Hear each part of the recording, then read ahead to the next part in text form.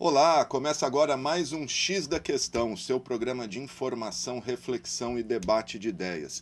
E o nosso assunto de hoje é saneamento básico. Estudo recente do Instituto Trata Brasil coloca Rio Preto como a sétima melhor cidade no saneamento, né? Água e esgoto do país. Esse estudo aborda as 100 maiores cidades brasileiras. Em primeiro lugar está Franca, seguido de Santos, Uberlândia, Maringá, Vitória da Conquista, Cascavel e, em sétimo lugar, Rio Preto. E para debater esse assunto, recebemos o superintendente do SEMAI, o Nicanor Batista Júnior, e o Leandro Freitas, que é chefe de divisão da autarquia. Então eu começo com o Nicanor. Nicanor, sétima posição, saltamos aí 16 posições em 2 anos. Em 2017 estávamos na 23ª colocação, e esse estudo sempre aborda 2 anos antes. Então, a sétima posição deste ano é referente a 2017. Vamos chegar na primeira colocação? A questão de ser o primeiro num ranking desta natureza não é tão importante, porque a diferença entre o primeiro e o terceiro, o primeiro e o quinto, é muito pouco. Inexiste. E serviços que estão entre os 10 primeiros são serviços de excelente qualidade.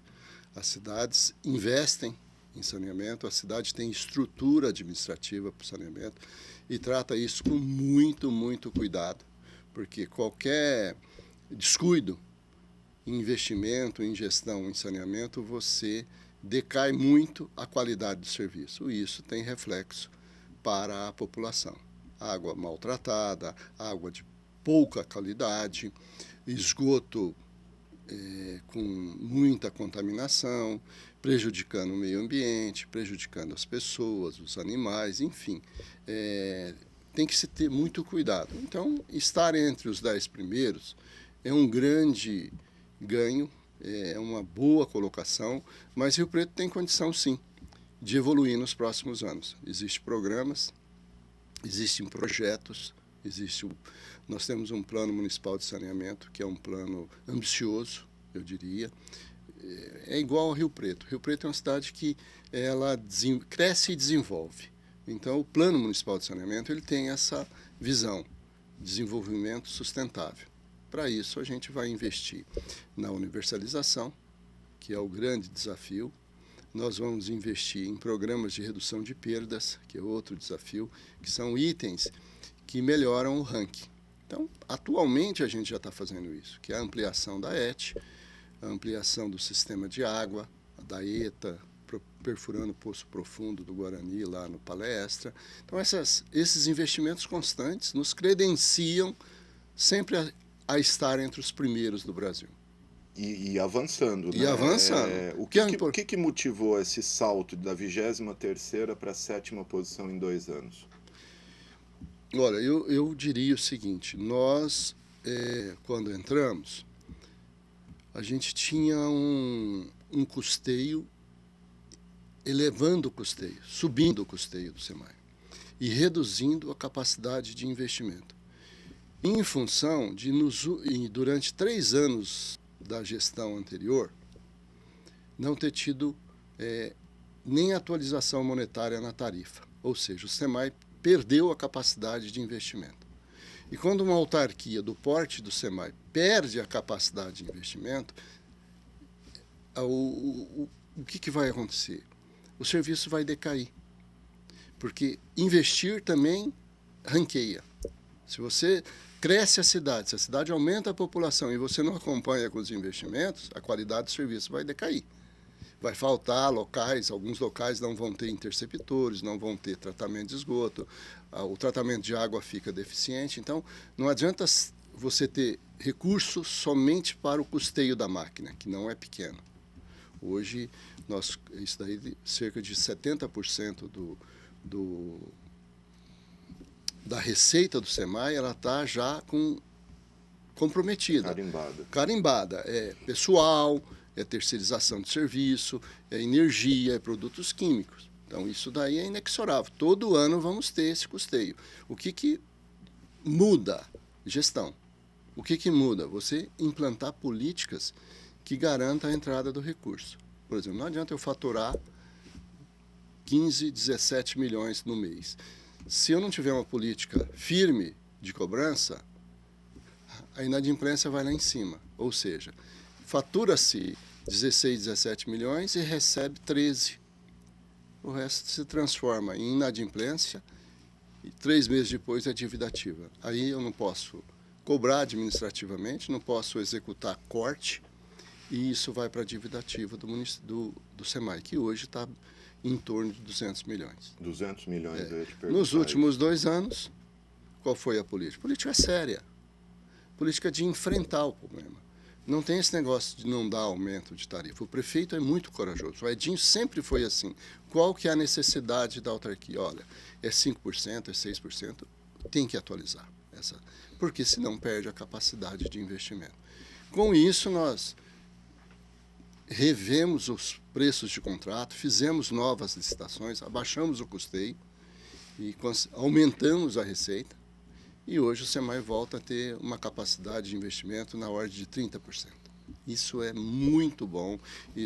As melhores empresas de saneamento, as melhores autarquias do Brasil estão nesse patamar. Então, por isso que a gente está entre os 10 entre os 10. Legal. Quero falar com o Leandro, aproveitar o gancho aí da dívida ativa. Leandro, 200 milhões.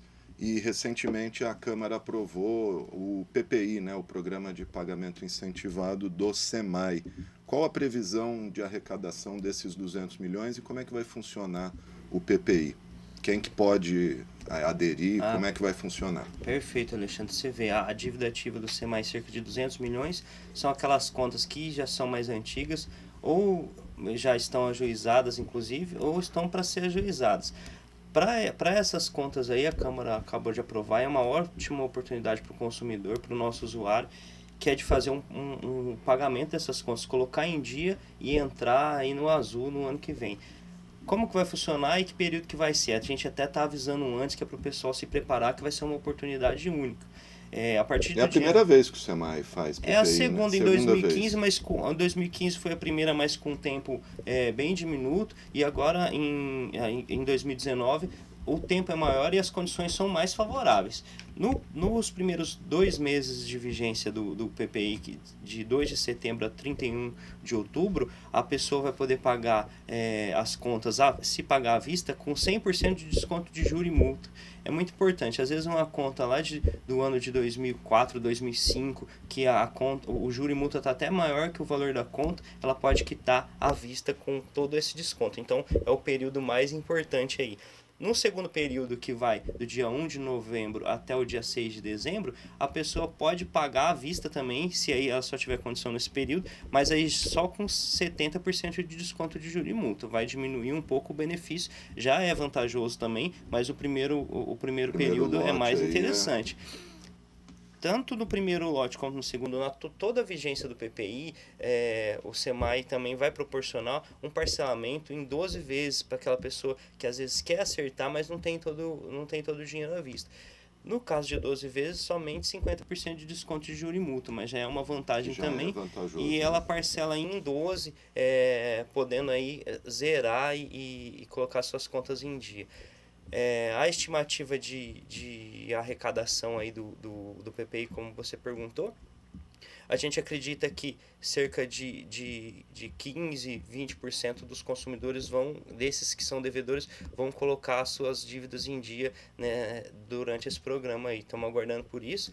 Eu queria falar também, aproveitando, que a partir do começo de setembro, nós vamos mandar para as residências um boleto. Nesse boleto já vai constar todas as dívidas que ele deve, o valor atualizado da dívida, o valor com desconto de 100% também. Através desse boleto, ele já vai na casa lotérica, na rede bancária, efetua o pagamento do boleto e assim já não precisa ir no atendimento, não precisa pegar fila, não precisa ir no poupa-tempo. Com o boleto ele já paga e já sai quitado. Só no caso de parcelamento, aí sim tem que ir no poupa-tempo ou no ganha-tempo. Nos outros casos, com o boleto que a gente vai mandar, já serve para ele quitar a sua dívida com o SEMAI. E você falou de 15% a 20%, mas tem uma expectativa de valor desses 200 milhões? A dívida é bem segmentada, tem gente que deve muito, tem gente que deve pouco, então a gente não tem uma estimativa de valores ainda quanto para arrecadar nesse período. Talvez no andamento do programa seja mais fácil dar essa estimativa. Só uma curiosidade, não sei se você pode falar, o valor da maior dívida com o SEMAI hoje. Não tenho aqui em mãos. São grupos de devedores, na verdade. Eu não sei te falar o valor da maior dívida com o SEMAI, mas todas elas, sendo pequeno, sendo grande, vão ter o benefício desse receber, desconto. né? Legal. Ô Nicanor, segundo o estudo do Trata Brasil, Rio Preto perde a quase 30% da água tratada, 27%. Por que isso acontece e como reduzir isso? Porque isso acontece no Brasil inteiro. A média do Brasil de perdas é 40%. A Sabesp, que é a empresa mais credenciada em saneamento no Brasil, está acima de 33%, em torno de 35%. O que acontece? O investimento em redes no Brasil sempre foi um investimento pequeno. E as redes foram feitas com material inadequado. Os sistemas de tratamento, por exemplo, a nossa ETA hoje tem uma perda de cerca de 3% das perdas desses 27 ocorre dentro da estação de tratamento, que é uma planta de 1955, foi inaugurada, e nunca passou por uma reforma estrutural de impermeabilização, de reforço de estrutura, que é o que nós estamos fazendo agora. Então, hoje, nesse momento, você vai lá, tem uma empresa trabalhando na recuperação da ETA. Está recuperando e ampliando a capacidade de tratamento. A ETA é o Palácio das Águas. Palácio das Águas. Sabe, né?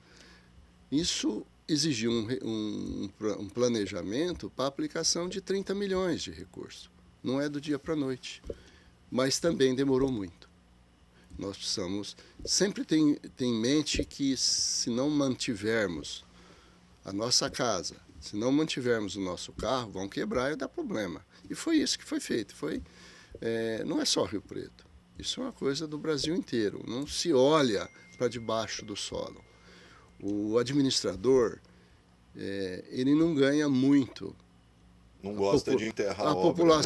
A população não valoriza muito isso. Hoje, com essas discussões que estamos tendo aqui, com a divulgação pela imprensa, com o trabalho formiguinha, a população começa a enxergar a importância do saneamento. E nos cobram.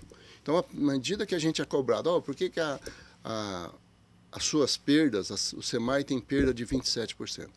Essas perdas são divididas em dois tipos. Uma são as físicas, que é o vazamento, é aquele que perde no sistema, tanto na rede, quanto na produção, quanto na distribuição. Isso está em torno de 13%, 14%. A outra metade são perdas comerciais. O que são perdas comerciais? São aquelas perdas que a gente mede, submedição. O hidrômetro está com muito tempo de vida, não mede devidamente. Os populares gato, ligações clandestinas, enfim, são um conjunto de ações que ocorre do hidrômetro para dentro. Hoje nós temos um programa de substituição e modernização no nosso parque de hidrômetros. Nós temos 167 mil hidrômetros na cidade. Ligações, né? Ligações. Cada ligação, um hidrômetro. Esses hidrômetros estão sendo substituídos a 20 mil hidrômetros ano. E, ultimamente, o Leandro cuida dessa parte no SEMAI, nós resolvemos investir num hidrômetro com melhor qualidade. Tampa de vidro, medição volumétrica, não velocimétrica, uma série de inovações que já tem essas tecnologias no mercado, elas custam um pouco mais, mas combate as perdas comerciais. Então, é isso que a gente tem feito. Eu acredito que nos próximos anos, também não gosto de dar data, mas é progressivo isso. Nos próximos anos, Rio Preto está abaixo de 20, que é a meta para o Brasil. Para você ter uma ideia, a bacia do Piracicaba, Jundiaí e Capivari, que é a região mais crítica sob o ponto de vista da disponibilidade hídrica, estabeleceu para as companhias de saneamento 20% de perdas. Ou seja, o dia que a gente chegar em 20%, o Brasil chegar em 20% no saneamento, tem que comemorar muito, porque exige muito investimento e muitas vezes você não dá para priorizar troca de redes, troca de ramal, substituição de hidrômetro. Você tem que manter o sistema operando, em que pese perdas aí, sistemas de cidades referência no Brasil, como Ribeirão Preto, perdas acima de 50%. Acima de 50%. Acima de 50% declarado no Trata Brasil. Então, isso é preocupante. Preocupa-se no Brasil inteiro. Agora, as cidades como Rio Preto estão saindo na frente, porque a gente sabe o problema, temos que implantar programas, temos que investir nessas questões. Atualmente, o Leandro tem participado do grupo, nós estamos preparando a licitação para manutenção de redes. Manutenção é onde que você tem mais ação no combate das perdas físicas. E a gente detectou que, quando chega final de semana, eu cobro muito isso, a nossa capacidade de ir lá consertar o vazamento é baixa, porque o custo não está previsto no contrato atual. Você tem que pagar hora extra, você tem que pagar adicional noturno, tem uma série de benefícios que o funcionário recebe e isso não está previsto nos contratos. Disponibilidade, às vezes a pessoa fica lá o dia todo no sábado, quando chega às 7 horas da noite... Ele vai embora, é que ligam que estourou. Estourou uma rede. Liga mas no o SEMAI tem uma equipe 24 horas. Hoje temos equipe, mas ela não é suficiente. Então nós estamos ampliando esse tipo de serviço, vamos ter mais equipes, isso custa mais, mas a gente vai combater exatamente a perda física. Às vezes começa o vazamento na sexta e a gente consegue suprimi-lo só na segunda-feira. Quer dizer, fica o final de semana inteiro vazando, perdendo essa água, e isso deixa a população até indignada. Agora, para isso tem que ter o quê? Recurso. E é o que hoje o SEMAI adquiriu. Capacidade de investir nisso. Investir bem. Não é gastar, é investir mesmo. Porque à medida que você diminui as perdas, você diminui o custeio. Quando a gente vê esses vazamentos na rua, é que a gente está acostumado em casa, parece que é muito, mas é significativo para o SEMAI? É significativo. Qualquer vazamento é significativo. Porque é uma água tratada, é uma água que custa, que você tira do meio ambiente, às vezes a 1.000 metros de profundidade, lança no reservatório, vai para a rede e começa a dar o vazamento. Então, hoje, o sistema do 0800 SEMAI, o nosso call center, ele é muito ativo, ele é muito presente perante o usuário. Então, o usuário liga, o usuário reclama, o usuário pede a solução imediata e a gente tem conseguido, à medida do possível, até em 48 horas, sanar esses problemas. No final de semana, isso já passa para 72 horas. Mas, no próximo contrato que a gente pretende lançar, o novo modelo de concorrência, a gente está reduzindo esse prazo para 24 horas. Falar um pouquinho de tarifa média, que é um dos critérios adotados pelo Instituto para esse ranking. Queria que vocês falassem, é muito, é pouco Rio Preto, em comparação com outras cidades? O valor é cobrado, como se chega nesse valor? Veja bem, tarifa é a grande, como que eu diria, qual é a relação que nós temos com o usuário? Primeiro, nós entregamos um produto, vamos lá e recolhemos o imposto. E outra coisa que a gente manda para o usuário é um relatório mensal, onde fala, olha, você consumiu 50 metros cúbicos, que é aquele boletinho lá. E esse 50 metros cúbicos te custa tanto. Então, todo ano, nós fazemos um estudo da matriz tarifária. Nomeada uma comissão, o Leandro fez parte da última comissão, são servidores de carreira, que coleta todos os dados, todos os custos, tanto o custeio, quanto a amortização da dívida, quanto os investimentos. E como é que nós vamos atender tudo isso? Bom, para atender tudo isso, nós precisamos ter uma tarifa de tanto. Eles trazem isso para a direção do SEMAI, a direção do SEMAI analisa junto com eles, submetem ao conselho. Ao conselho. Se o conselho não aprovar, nós não podemos trazer para o prefeito. Não é só consultivo o conselho? Sim, mas como que um prefeito sério vai chegar e não aceitar o conselho que ele mesmo nomeou? Então o Conselho tem que ser ouvido, o Conselho tem que ser respeitado. E é isso que a gente tem feito nos últimos anos. Nós nunca tivemos um não do Conselho. O Conselho sempre foi participativo, entende, a gente manda toda a documentação para eles com antecedência, para eles estudarem, e aí é feito o estudo da tarifa. Então, isso deu transparência. Isso nos deu freio. O Conselho é um freio.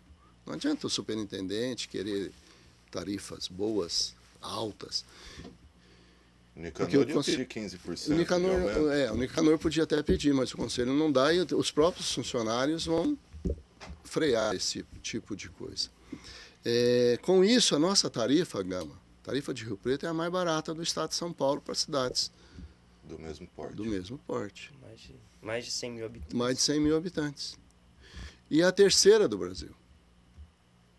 Isso demonstra o quê? Seriedade, transparência. Por quê? Por que Franca é a primeira, mas a tarifa é 50% mais cara? Lá é tarifa Sabesp.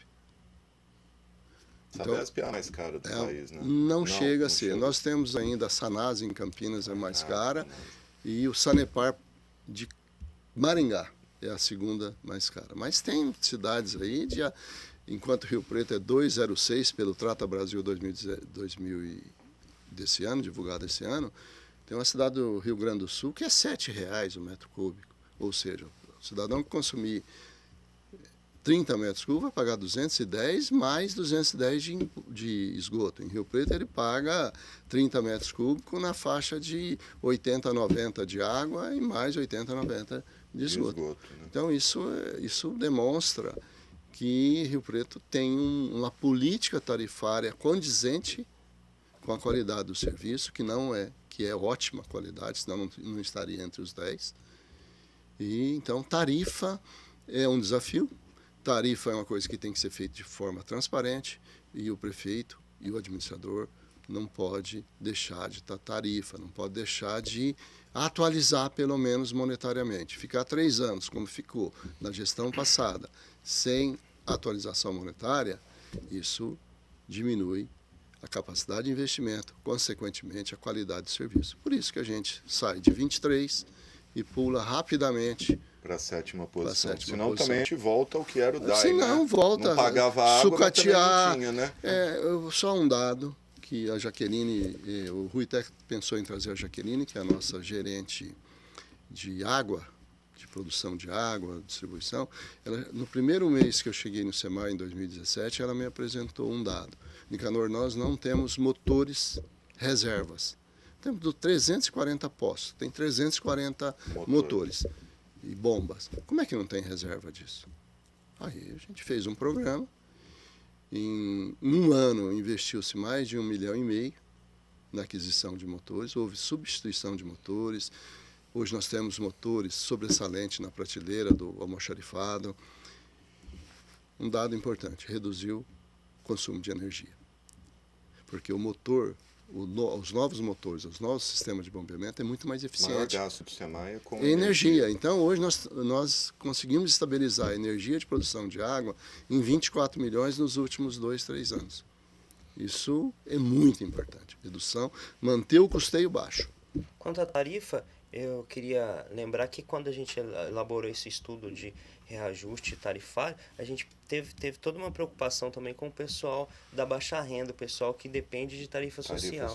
Né? Para ter uma ideia, a tarifa comum é R$ 31,80, mínimo para residência padrão, para o social é R$ 10,80 somente. Então essa pessoa que tem dificuldade de pagar a conta, às vezes a tarifa de água entra como um custo alto no seu orçamento do mês, ele pode com os documentos comparecer ao Poupa Tempo e Ganha Tempo para fazer esse enquadramento na tarifa social. Quem tem direito à tarifa social? Tem alguns requisitos legais, analisa-se consumo de energia elétrica e renda per capita de até meio salário mínimo. Mas se tiver em dúvida, pode comparecer ao posto de atendimento, às vezes enquadra e aí reduz a taxa mensal. O importante para o SEMAI é que o cidadão consiga manter a conta em dia e se ele não tiver condição, realmente for de baixa renda, a gente tem essa tarifa também especial para esse pessoal aí que tem dificuldade. Muito se fala de corte de água, até aqui na Câmara às vezes tem alguns projetos, né, para avisar com SEDEX, com aviso de recebimento. Como que funciona a política de corte de água, se é que o SEMAI corta a água? temos que cortar. Como o Nicanor disse, vem se estreitando essa política de corte de água justamente para manter, para a gente conseguir manter a tarifa do jeito que está, manter a qualidade da prestação do serviço. A pessoa que consome tem que pagar, tem a contribuição. Como que funciona? Quando a pessoa tem a conta em aberto, o sistema verifica e na própria conta que vai no mês dela já vai um aviso. Você tem 30 dias para quitar as suas contas, senão está sujeito ao corte de água. Vai ali na conta. Depois disso, Alexandre, a gente manda para todas as pessoas que têm o celular cadastrado no SEMAI, a gente manda 6 SMS dentro desses 30 dias. Então eu mando com 5, com 10, com 15, com 20, até no 30º dia, avisando, olha, aquela conta que você não pagou está sujeita ao corte. A gente tem, do pessoal que notifica, apenas 25% chega no final desses 30 dias ainda sujeito a corte. Quando está para vencendo os 30 dias, nosso call center ativo entra em ação e liga para todos os consumidores. Às vezes a pessoa não tem celular, só tem fixo, às vezes é telefone de recado. A gente liga e comunica de novo, olha, vai efetivamente executar o corte da sua água, você tem que pagar. E aí, somente nesses casos, então, que a gente encaminha a ordem de corte. Corta de 150, 200 cortes por dia. Depois de cortado, a pessoa tem que quitar todas as contas que estão em aberto e pagar também uma taxa de religação para 150 cortes por dia. Por dia, em média. Vai diminuindo com o decorrer da semana, perto do final de semana é menos, mas de segunda-feira é um pouco mais, em média 150 por dia. Quando corta, aí tem que quitar todos, inclusive pagar uma taxa de religação. Então é bem importante que mantenha a conta em dia. O SEMAI fornece serviços de fatura digital, débito automático, vencimento diferenciado, se é um dia do mês que a pessoa não tem condição, tudo para evitar que chegue nesse momento do corte. Mas se ocasionar o corte, realmente aí tem um transtorno aí. Depois de pago, a gente religa em até 48 horas. Então a gente indica que a pessoa mantenha em dia sempre a conta. Se tem essa política de corte, por que essa dívida é tão grande? A dívida é composta das dívidas mais antigas e a dívida também de serviços que a gente não é composto, por exemplo, as pessoas que a gente presta serviço só de esgoto. É um poço particular, é um condomínio, aí como a gente só o esgoto a gente não tem permissão legal de interromper, então acaba acumulando com o decorrer do ano. Tem também parcelamentos antigos que foram feitos, então não foi possível fazer não foi possível interromper o fornecimento, então por ser dívida antiga, então vai para o executivo judicial, que também pode levar a penhora do imóvel, por isso esse programa aí para a pessoa poder colocar em dia. Né? Legal. Ô Nicanor, estamos chegando no finalzinho do programa, o tempo é curto, infelizmente. Queria que você falasse um pouquinho dos projetos de desassoreamento da represa, que parece que tem já um estudo, e como é que está aquele estudo para a água do Rio Grande? Está de pé isso ainda? É um debate que sempre gera aí muita discussão, né? Primeiro, com relação ao desassoreamento da represa, nós fizemos primeiro um estudo com a CODASP.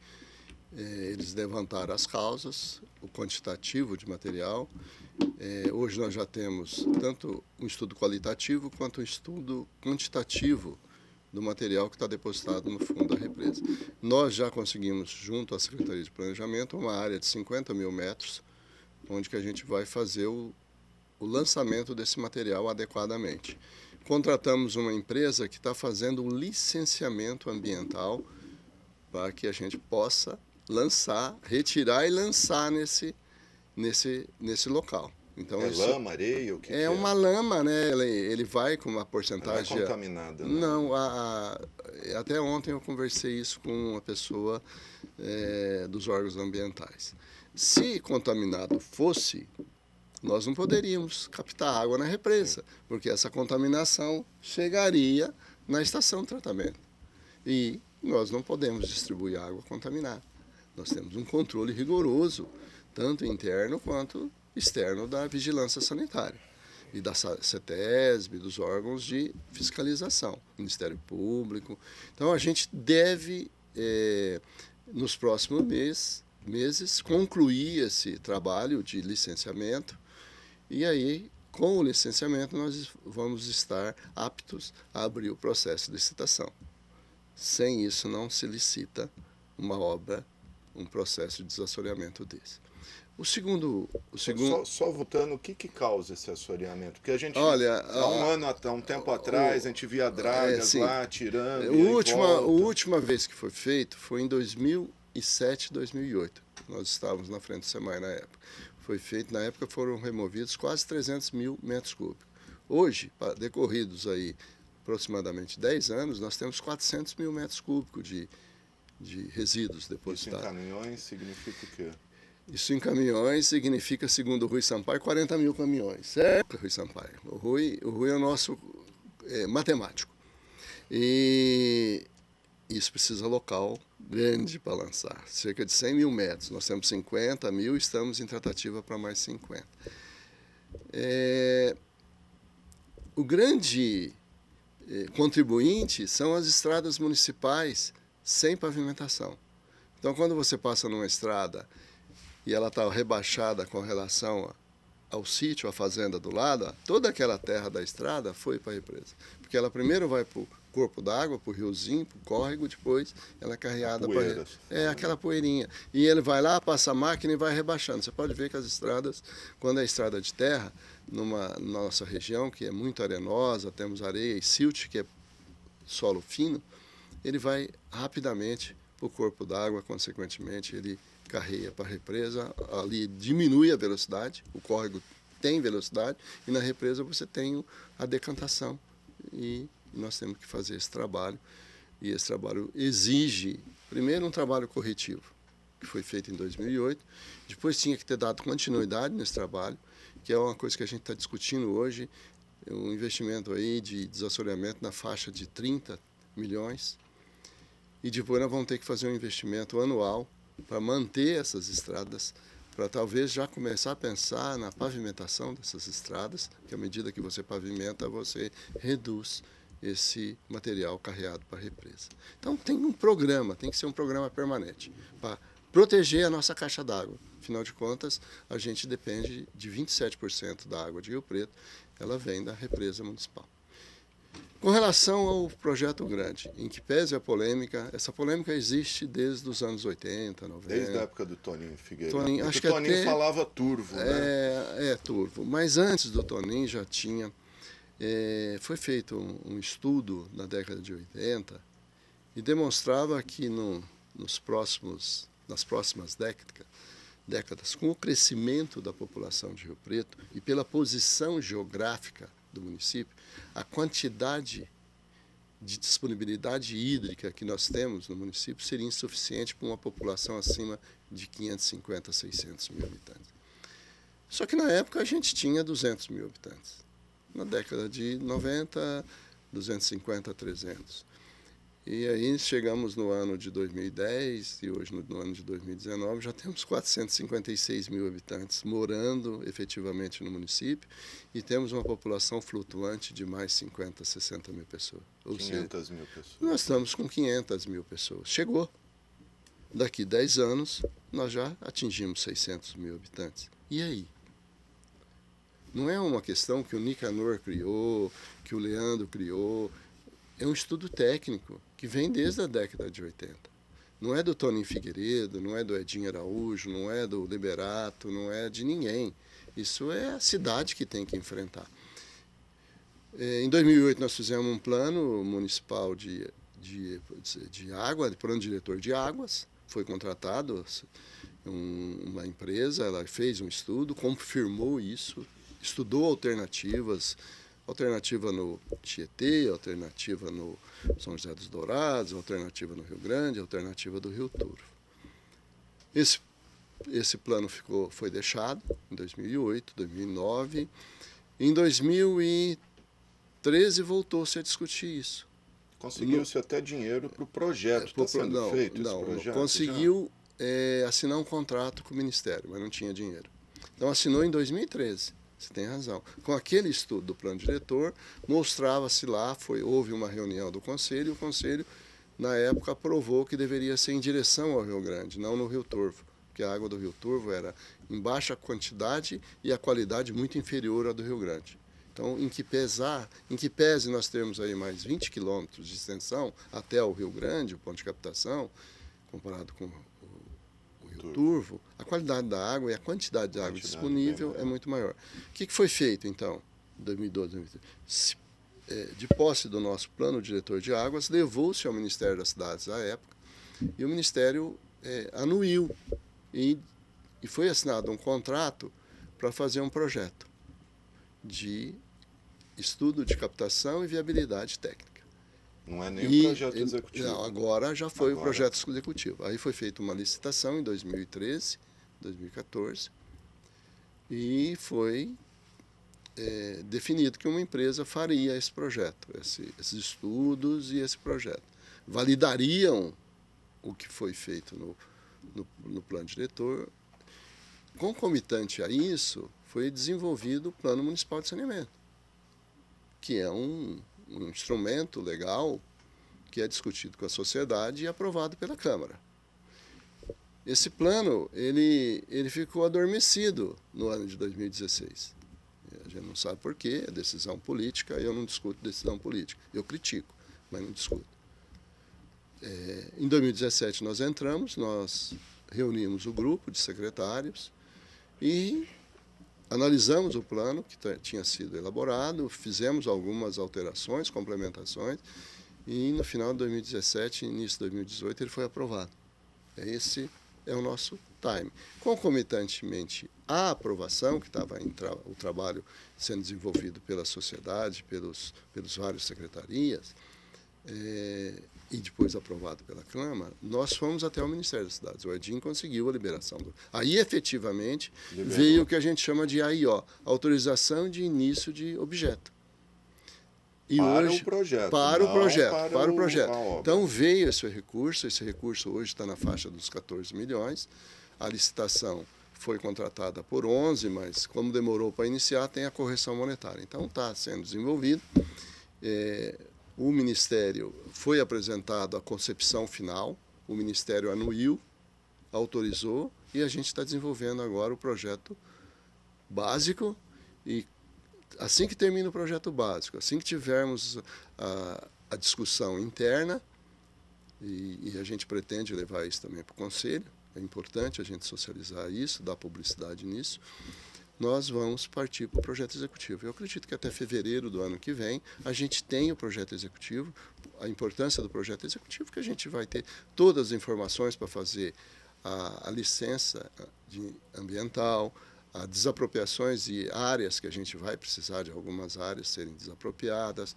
Nós vamos precisar ter servidão de passagem e outras. Então, tudo isso possibilita que a gente caminhe. Agora, caminhar quando? A que passo? Vai caminhar ao passo da necessidade. E quem define a necessidade é o crescimento da cidade. Se a cidade cresce e não quer ter sustentabilidade, então nós não precisamos mais de água.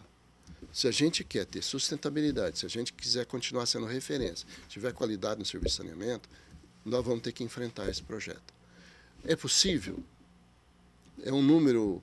Já se falou 1 bilhão, recentemente a gente, com o projeto, com os estudos que foram elaborados, esse número já está em torno de 750 milhões.